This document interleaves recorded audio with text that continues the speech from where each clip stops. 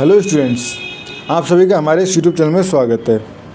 Students, हम basic mathematics for economics analysis, जो कि basically BA programme economics honours का इकोनॉमिक्स का पेपर है, प्रोग्राम का मेजर पेपर है, DSC 2 पेपर है। ठीक है, बेसिकली फर्स्ट सेमेस्टर का पेपर है। इसमें हम क्वेश्चन नंबर 2D पे पहुँच चुके हैं। क्वेश्चन नंबर 2D है, a firm earn Rs 100 lakhs in the current year. ठीक है, After that, its earning increase by 10% every year of the next 9 years. ठीक है, उसके बाद पूछा गया what will be the total earning of the firm after 10 year. ठीक है, and second what will be the earning of the firm in the 10th year.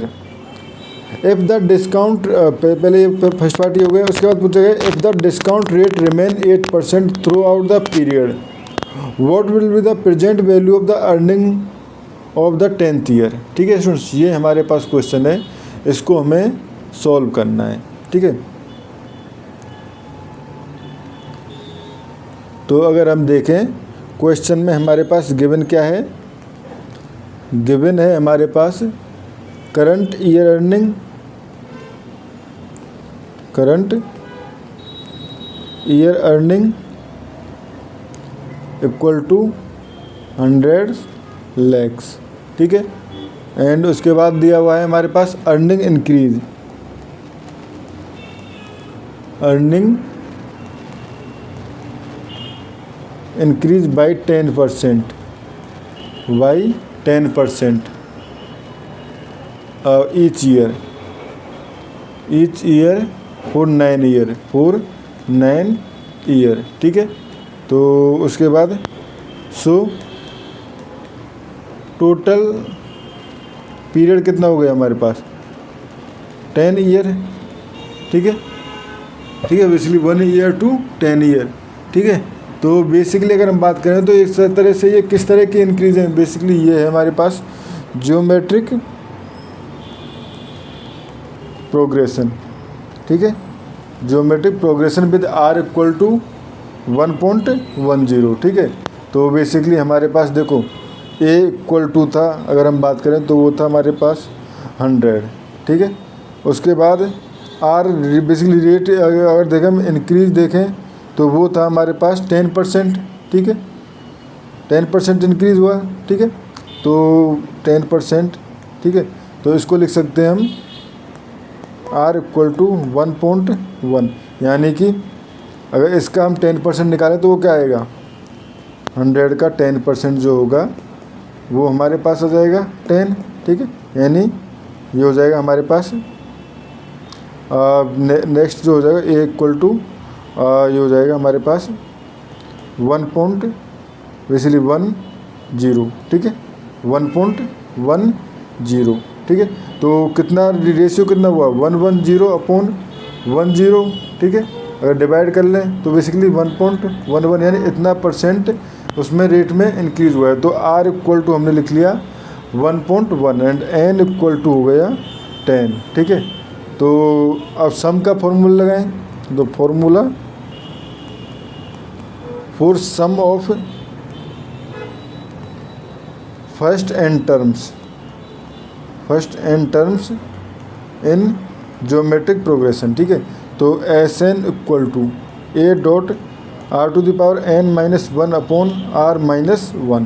ठीक है, तो S10 इक्वल टू हम बात करें तो 100 1.1 टू द पावर 10-1 ये हो जाएगा हमारे पास 1.1 - 1।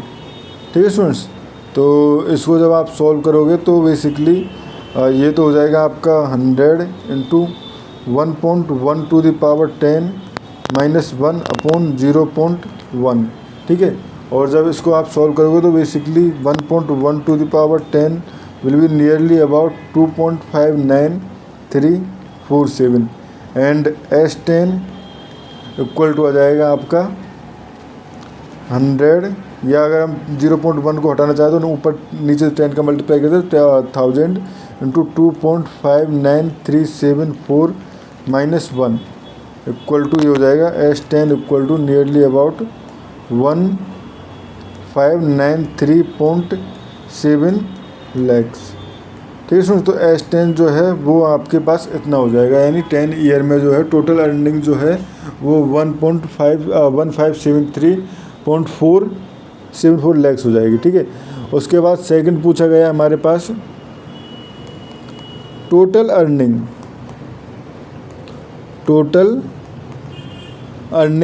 इन द 10th ईयर, यानी SN की जगह अब हम निकालना है TN। ठीक है, तो TN क्या हो जाएगा, TN इक्वल टू A.R⁴ ठीक है, तो T10 इक्वल टू A, यानी कि हमारे पास 100 बेसिकली लैक्स में, एंड 1 R जो है 1.1⁹ तो ये आपको जब सॉल्व करोगे तो ये आपका नियरली अबाउट हो जाएगा 235.8 लैक्स। ठीक है, तो ये हो जाएगा हमारे पास। ठीक है, तो 10th ईयर में हमारे पास earning in 10th year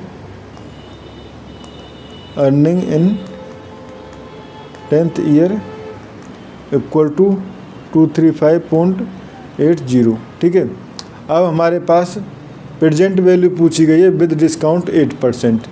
now present value with discount 8%। ठीक है, विद डिस्काउंट 8%। तो प्रेजेंट वैल्यू का फॉर्मूला होता है हमारे पास T10 अपॉन 1.08, बेसिकली हमारे पास 8% जो था वो हमारे पास डिस्काउंट था ना, तो 1.08 इंटू 10। ठीक है, तो ये आपका आ जाएगा नियरली अबाउट 109.20। ठीक है, तो present value of 10th year earning, ठीक है, इक्वल टू 109.20 लैक्स। ठीक है स्टूडेंट्स, इस क्वेश्चन में हमें इतना ही करना था। Thank you.